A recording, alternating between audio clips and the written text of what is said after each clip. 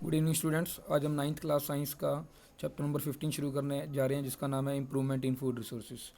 तो सबसे पहले हम इस चैप्टर का इंट्रोडक्शन पढ़ते हैं, जिसमें हम फूड के बारे में जानेंगे। जो फूड है, जो हम जानते हैं कि हम one of the basic need of human beings है। तो फूड जो है हमें हमारी हेल्थ के लिए, ग्रोथ एंड डेवलपमेंट के लिए ज़रूरी है। तो फूड जो हमें अलग अलग तरह के न्यूट्रिएंट प्रोवाइड कराता है, जैसे कि carbohydrate, fat, protein, vitamin and minerals. तो जो फूड है हमें प्लांट से भी मिलता है और उसके अलावा एनिमल से भी हमें फूड मिलता है। तो हम फूड को एग्रीकल्चर से, यानी कि खेती बाड़ी करके, या फिर एनिमल हस्बेंड्री मतलब पशुपालन करके हम फूड को ऑब्टेन करते हैं। पशुओं से हमें फूड मिलता है, दूध, दही, घी की फॉर्म में। तो जो हमारी इंडिया जो कंट्री है, उस कंट्री के अंदर पॉपुलेशन बहुत लार्ज है। तो उस लार्ज पॉपुलेशन को फीड करने के लिए हमें लार्ज क्वांटिटी में ग्रेन्स या फिर अलग अलग तरह की फूड आइटम्स चाहिए होती है पर ईयर। तो लार्ज क्वांटिटी में फूड ग्रो करवाने के लिए हमारी कंट्री में लार्ज लैंड भी हमें चाहिए, जिस पे हम खेती बाड़ी कर सकें, एग्रीकल्चर कर सकें। लेकिन जो इंडिया है वो ऑलरेडी इंटेंसिवली कल्टिवेटेड है, मतलब उसके अंदर पहले से ही बहुत ज़्यादा लैंड जो है खेती बाड़ी के लिए, एग्रीकल्चर के लिए ऑक्यूपाई की जा चुकी है। तो इसलिए हम और ज़्यादा लैंड अवेलेबल नहीं करवा सकते एग्रीकल्चर करने के लिए। तो इसलिए हमारी ये नीड है कि हम क्रॉप्स और लाइव स्टॉक, क्रॉप्स मतलब फसलों की, और लाइव स्टॉक मतलब पशुपालन की जो उपज है, जो यील्ड है, दोनों की प्रोडक्शन को बढ़ाएं, एफिशिएंट बनाएं उसको। तो अभी तक इस मामले में हमने कुछ एफ़र्ट्स लगाए हैं, जिससे हमें कुछ सक्सेस भी मिली है। तो वो एफ़र्ट्स क्या क्या थे वो हम डिस्कस करते हैं। एक था ग्रीन रिवोल्यूशन प्रोग्राम के अंदर हमने अपनी कंट्री में जो ग्रेन की प्रोडक्शन को बढ़ाया था, using modern technology, proper irrigation techniques, improved seed quality etcetera. And second one is white revolution. जैसे कि नाम से क्लियर है कि इसमें हमने अपनी इंडिया में मिल्क की प्रोडक्शन को बढ़ाया था। तो वाइट रिवोल्यूशन के बाद इंडिया जो है वो सेल्फ सफिशिएंट बन गया था मिल्क प्रोडक्शन के अंदर। लेकिन जो दोनों रिसोर्सेज हैं, दोनों के अंदर हमने लार्ज क्वांटिटी में अपने नेचुरल रिसोर्सेज को एक्सप्लॉइट किया था वाइट रिवोल्यूशन और ग्रीन रिवोल्यूशन करने के लिए। तो as a result there is more chances of causing damage to our natural sources to the extend of destroying their balance completely. तो इस तरह की रिवोल्यूशन की वजह से हम प्रोडक्शन तो बढ़ा लेते हैं, लेकिन जो है हमारी नेचुरल सोर्सेज के अंदर डैमेज आना शुरू हो जाता है, जो कि हमारे इकोसिस्टम का बैलेंस बिगाड़ता है। तो इसलिए it is important that we should increase food production without degrading our environment. तो इसलिए हमें इस चीज़ की नीड है कि हम अपने एनवायरनमेंट को डिग्रेड किए बिना, एनवायरनमेंट की क्वालिटी को डिग्रेड किए बिना, अपने एनवायरनमेंट में डिस्टर्बेंस क्रिएट किए बिना हम अपनी फूड की प्रोडक्शन को बढ़ा सकें। तो इसलिए हमें इंडिया में सस्टेनेबल प्रैक्टिसेस की ज़रूरत है एग्रीकल्चर एंड एनिमल हस्बेंड्री के लिए। एग्रीकल्चर मतलब खेती बाड़ी करने के लिए भी, और पशुपालन दोनों के लिए हमें सस्टेनेबल प्रैक्टिसेस की ज़रूरत है। तो सस्टेनेबल प्रैक्टिसेस में क्या होता है कि हम अपने नेचुरल सोर्सेज को हार्म किए बिना अपने नेचुरल सोर्स से बेनिफिट ऑब्टेन करते हैं। तो यानी कि इस चैप्टर में हम अब दो की चीज़ें पढ़ेंगे। एक तो इम्प्रूवमेंट इन क्रॉप यील्ड, मतलब फसल की पैदावार में कैसे इंक्रीज़ किया जाए, और दूसरा improvement in animal husbandry, animal products. तो जो एनिमल से हमें जो प्रोडक्ट मिलते हैं उसकी इम्प्रूवमेंट कैसे की जाए। तो हमारा फर्स्ट पार्ट है इस चैप्टर का इम्प्रूवमेंट इन क्रॉप यील्ड। तो अब इम्प्रूवमेंट इन क्रॉप यील्ड में सबसे पहले हम टाइप्स ऑफ क्रॉप्स पढ़ेंगे। तो टाइप्स ऑफ क्रॉप्स क्या क्या होती है। पहले तो सीरियल्स। तो सीरियल्स के अंदर क्या क्या आता है, वीट, राइस, मेज़, बार्ले, मिलेट, सोरगम एट्सेट्रा। इस तरह की जो फसलें हैं वो सीरियल्स के अंदर आती है। ये हमें कार्बोहाइड्रेट्स प्रोवाइड करती है, हमारी बॉडी की एनर्जी रिक्वायरमेंट को पूरा करती है, क्योंकि जो कार्बोहाइड्रेट्स हैं वो एनर्जी गिविंग फूड्स होते हैं। तो सेकंड, ऑयल सीड्स। ऐसी फसलें जिनसे हमें ऑयल मिलता है, जैसे कि soybean, groundnut, sesame, castor, mustard, linseed and sunflower. तो इनसे हमें फ़ैट मिलता है। तो फैट भी हमारी एनर्जी रिक्वायरमेंट को पूरा करते हैं।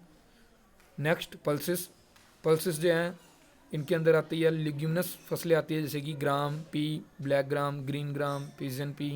ये सारी अलग अलग तरह की दालें हैं जिनसे हमें प्रोटीन मिलता है। Next, vegetables, spices and fruits. जो वेजिटेबल्स और स्पाइसेस हैं एंड फ्रूट्स हैं वो हमें विटामिन एंड मिनरल्स प्रोवाइड करते हैं। उसके अलावा स्मॉल क्वांटिटीज़ में ये हमें कार्बोहाइड्रेट, प्रोटीन और फैट भी प्रोवाइड करते हैं। तो फ्रूट के अंदर जैसे कि apple, mango, cherry, banana, watermelon, इस तरह के फ्रूट्स आते हैं। और वेजिटेबल्स में spinach, leafy vegetables, carrot etcetera, इस तरह की वेजिटेबल्स और भी एग्जांपल आप दे सकते हो। स्पाइसेस के अंदर चिली, ब्लैक पेपर जिसको काली मिर्च भी कहते हैं, फॉडर क्रॉप्स जैसे कि पशुओं के चारे की जो फसलें होती है वो, और ओट्स, ये सारी चीज़ें इस कैटेगरी में आती है जो कि हमें विटामिन एंड मिनरल्स प्रोवाइड करती है, या फिर जो फॉडर क्रॉप्स है वो एनिमल्स को विटामिन एंड मिनरल्स प्रोवाइड करते हैं in addition to carbohydrate, proteins and fats. Next food items are food for livestock which are also called fodder crops. जो पशुओं के लिए जो फूड होता है उनको हम फॉडर क्रॉप्स बोलते हैं। तो फॉडर क्रॉप्स हमें बरसीम, ओट, सुडान ग्रास, ये सारे जो हैं लाइव फॉडर क्रॉप्स के एग्जांपल्स हैं। नेक्स्ट टॉपिक है क्रॉप सीजन। तो अलग अलग क्रॉप सीजन्स हमारे इंडिया में यूज़ किए जाते हैं। तो different crops require different conditions like temperature, moisture etcetera, different photo periods, duration of sunlight for their growth and complete life cycle.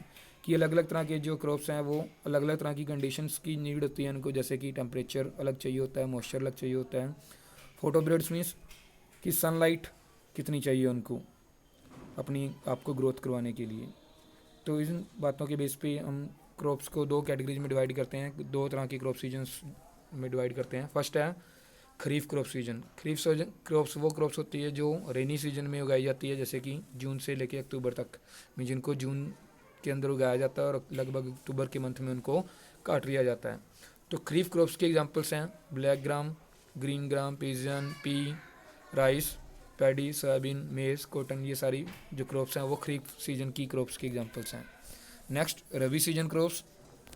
तो रबी सीजन क्रॉप्स को विंटर सीजन क्रॉप्स भी बोला जाता है। इनको हम नवंबर के मंथ में उगाते हैं और अप्रैल के मंथ में काटते हैं। तो रबी क्रॉप्स जो हैं वो विंटर क्रॉप्स भी कहलाती है और मॉनसून क्रॉप्स भी कह सकते हैं हम इनको। तो एग्जांपल इसके वीट, ग्राम, पी, मस्टर्ड, लिनसीड एट्सेट्रा। तो अब हम दोनों क्रॉप्स के बीच में डिफरेंस जानेंगे। What is the difference between kharif crops and rabi crops. तो खरीफ क्रॉप्स क्या होती है? खरीफ क्रॉप्स ऑटोमन या फिर मानसून सीजन क्रॉप्स कहलाती है या फिर रेनी सीजन क्रॉप्स कहलाती है। और रबी क्रॉप्स क्या है? Their sowing starts in winter season. ये वो क्रॉप्स है जिनकी जो बोना है जो विंटर सीजन में शुरू किया जाता है। और खरीफ क्रॉप्स का सेकंड पॉइंट है कि इनको जून या जुलाई के मंथ में बोया जाता है और रबी क्रॉप्स जो है वो अक्टूबर या नवंबर मंथ में बोई जाती है।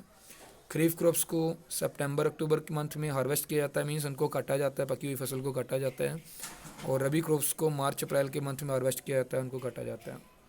जो खरीफ क्रॉप्स हैं उनको वार्म और वेट वेदर की ज़रूरत होती है अपने ग्रोथ करने के लिए, और जो रबी क्रॉप्स हैं उनको अपनी ग्रोथ के लिए ड्राई एंड कोल्ड वेदर चाहिए। खरीफ क्रॉप्स जो हैं उनको लॉट ऑफ वाटर की नीड होती है और जो रबी क्रॉप्स हैं उनको ज़्यादा वाटर नहीं चाहिए होता अपनी ग्रोथ करने के लिए। तो खरीफ और रबी क्रॉप्स के एग्जांपल्स हम पहले भी बता चुके हैं, तो ये एग्जांपल्स लिखे हैं इसके। तो the major group of activities for improving crop yield can be classified as, कि क्रॉप यील्ड में इम्प्रूवमेंट करने के लिए क्या क्या एक्टिविटीज़ परफॉर्म की जाती है। तो वो कुछ एक्टिविटीज़ हैं। फर्स्ट है क्रॉप वैरायटी इम्प्रूवमेंट। इसके अंदर हम क्या करेंगे कि अलग अलग तरह की अच्छी क्वालिटी के सीड्स को सिलेक्ट करते हैं उगाने के लिए ताकि हमारी क्रॉप जो है अच्छी हो सके। Second crop production improvement. इसमें क्रॉप जो जब हम क्रॉप को उगा देते हैं तो उगाने के टाइम पे हमें किन किन बातों का ध्यान रखना चाहिए, उसमें मैन्योर कब डालनी है, फर्टिलाइजर्स कब डालने हैं, इंसेक्टिसाइड पेस्टिसाइड्स कब डालने हैं, इरीगेशन कब करनी है। तो इन चीज़ों का ध्यान जो रखा जाता है वो सारी मेथड जो हैं क्रॉप प्रोडक्शन इम्प्रूवमेंट कैटेगरी के अंदर आएंगे। फिर then third crop protection improvement. Crop protection के अंदर आता है कि जो जब हमारी फसल खेत में खड़ी है तो उस फसल को किस तरह से प्रोटेक्ट करना है हमने, और जो फसल जब काट ली गई है स्टोर करके हम जब उसको रखते हैं तो स्टोरेज के टाइम पे हमें किन किन बातों का ध्यान रखना है। तो ये सारी चीज़ें क्रॉप प्रोटेक्शन इम्प्रूवमेंट के अंदर हम पढ़ेंगे। तो आज तक के लेक्चर में बस इतना ही। Thank you and have a nice day.